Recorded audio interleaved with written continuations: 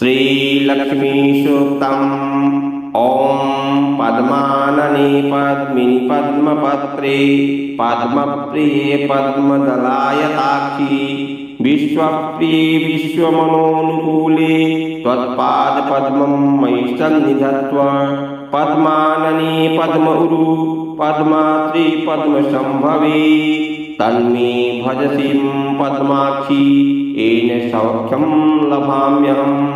अस्वदायै गोदायै धनदायै महाधने धनं मे जुषतां देवी सर्वकामांश्च देहि मे। पुत्रपौत्रं धनं धान्यं हस्त्यश्वादिगवेरथं प्रजानां भवति माता आयुष्मन्तं करोतु मे। धनमग्निर्धनं वायुर्धनं सूर्यो धनं वसुः धनम् इन्द्रो बृहस्पतिर्वरुणो धनमस्तु मे।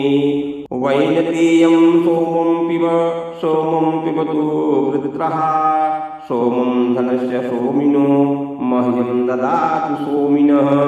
न क्रोधं न च मात्सर्यं न लोभो नाशुभामतिः भवन्ति कृतपुण्यानां भक्तानां श्रीसूक्तं जापिनां।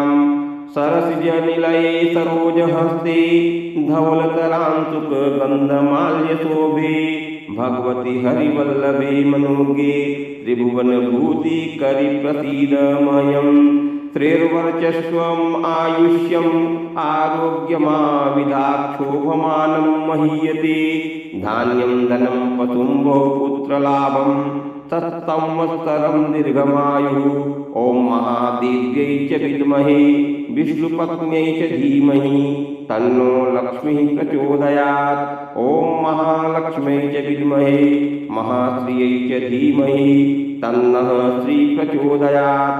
विष्णुपत्नीं क्षमां देवीं माधवीं माधवप्रियां लक्ष्मीं प्रियसखीं देवीं नमाम्यच्युतवल्लभां। चन्द्रप्रभां लक्ष्मीं ऐशानीं सूर्याभालक्ष्मीमैश्वरीं चन्द्रसूर्याग्निसङ्कातां श्रियं देवीम् उपास्महे। श्रीलक्ष्मीसूक्तं सम्पूर्णम्।